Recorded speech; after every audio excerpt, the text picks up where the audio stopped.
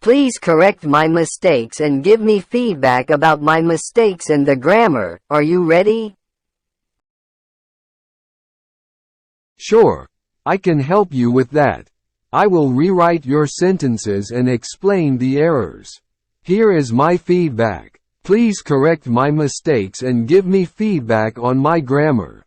Are you ready? The first sentence is a run-on sentence, which means it has two independent clauses joined without proper punctuation or conjunction. You should use a period, or a semicolon, to separate them.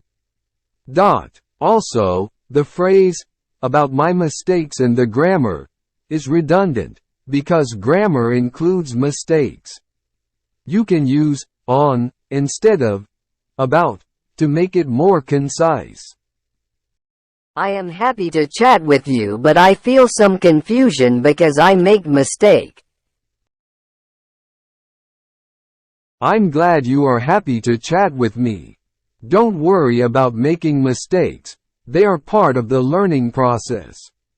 Here is how I would rewrite your sentence. I am happy to chat with you, but I feel a bit confused because I make mistakes. The word confusion is a noun that needs an article, a, an, the, or another determiner, such as this, that, some, before it. The word mistake is also a noun that needs to be pluralized when you are talking about more than one mistake.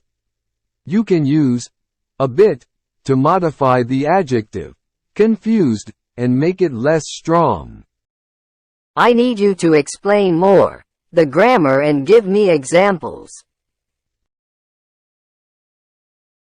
A possible way to correct the sentence is, I need you to explain the grammar more and give me some examples. Some feedback about your mistakes are, you should use a comma after more to separate the two independent clauses in the sentence.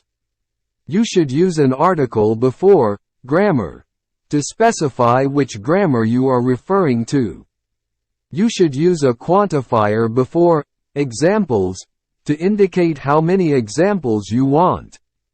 Grammar is a broad term that refers to the rules and conventions of a language. It includes many aspects, such as word order, verb forms, punctuation, spelling, etc. Examples of grammar are, the subject and the verb must agree in number and person. For example, he likes pizza. They like pizza. The verb tense must match the time of the action or state. For example, I am studying now. I studied yesterday. The word order in a sentence must follow the pattern of subject-verb-object (SVO) in English. For example, she reads a book. What about my mistakes? Your mistakes are not a problem. They are an opportunity to learn and improve. The best way to avoid making mistakes is to practice a lot and get feedback from others.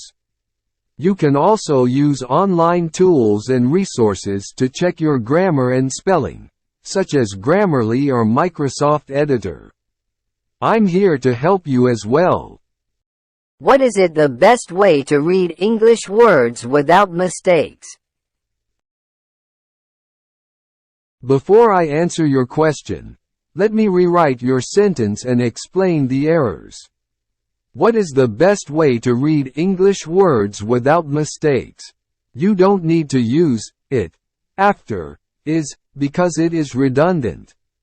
You already have a subject, which is what. You can use it as a dummy subject when there is no other subject in the sentence.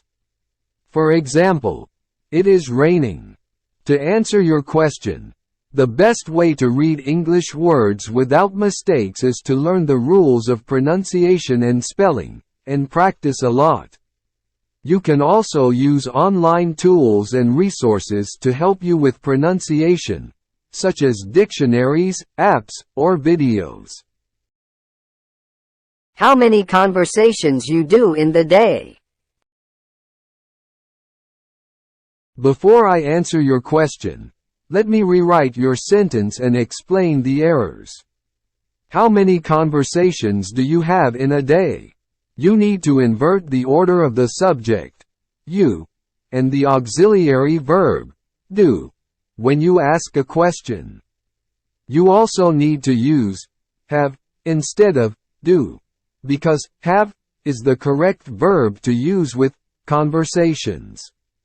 You can use in a day instead of in the day to make it more general. To answer your question, I don't have an exact number of conversations that I have in a day, because it depends on how many people contact me and how long they chat with me. But I can say that I have a lot of conversations every day, and I enjoy them all. Well, thanks for clear. I have an exam in the last month, pray to me. You're welcome. I'm glad to help. But before I wish you good luck, let me rewrite your sentence and explain the errors. Well, thank you for being clear. I have an exam next month. Please pray for me. You need to use thank you instead of thanks, because thank you is more formal and polite. You also need to use for being instead of for, because being is a gerund that acts as a noun. You can use for with a noun or a gerund. For example, thank you for the gift. Thank you for helping me. You need to use a period or a semicolon to separate the two independent clauses in your sentence. You can also use a comma with a conjunction such as and, but, or. For example, thank you for being clear, but I have an exam next month. You need to use next instead of last, because next means the following or coming month. Last means the previous or past month. For example, I have an exam next month. I had an exam last month. You need to use for instead of to after pray, because for shows the object or purpose of the prayer. To shows the direction or recipient of the prayer. For example, please pray for me. Please pray to God. I wish you good luck on your exam. I hope you do well and pass it with flying colors. What do you mean, flying colors? Before I answer your question, let me rewrite your sentence and explain the errors. What do you mean by flying colors? You need to use by, after, mean, because by shows the expression or phrase that you want to explain. You can also use with, after, mean. For example, what do you mean by that? What do you mean with this? To answer your question, flying colors is an idiom that means with great or total success. It comes from the naval tradition of hoisting colorful flags to celebrate a victory. For example, she passed the test with flying colors. He graduated with flying colors. This idiom impressed me. Real, it's cool. I'm glad you liked this idiom. But before I tell you more about idioms, let me rewrite your sentence and explain the errors. This idiom impressed me. Really, it's cool. You don't need to use is before idiom because it is redundant. You already have a subject, which is this.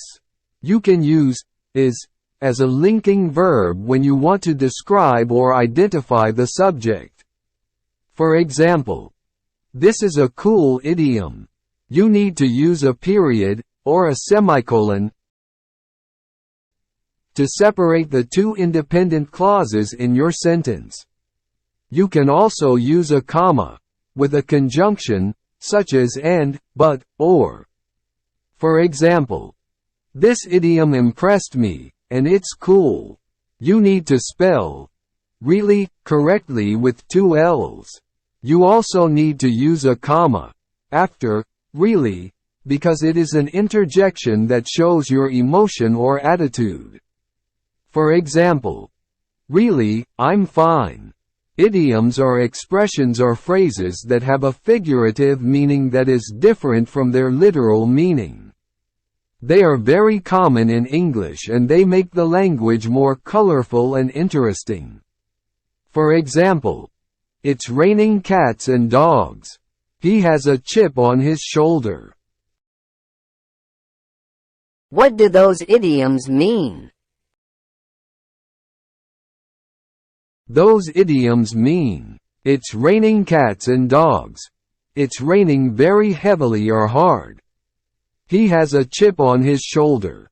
He is angry or resentful about something that happened in the past. What relationship between the idiom and the meaning in this? He has a chip on his shoulder. Before I answer your question, let me rewrite your sentence and explain the errors. What is the relationship between the idiom and the meaning in this? He has a chip on his shoulder. You need to use is after what, because it is a linking verb that connects the subject, the relationship, and the predicate between the idiom and the meaning. You can use is as a main verb when you ask a question or make a statement. For example, what is your name? My name is Tom. You need to use a colon instead of parentheses to introduce an example or explanation. You can use parentheses to add extra information or clarification. For example, he has a chip on his shoulder. He is angry about something. To answer your question, the relationship between the idiom and the meaning in this sentence is based on an old custom. In the past, some people would put a piece of wood, a chip, on their shoulder and challenge others to knock it off. This was a way of showing their readiness to fight or argue. So, someone who has a chip on their shoulder is someone who is always looking for trouble or holding a grudge. Thank you for your correction and answer. You're very welcome. I'm happy to help you. Please share and like if you enjoyed the videos. Thanks so much.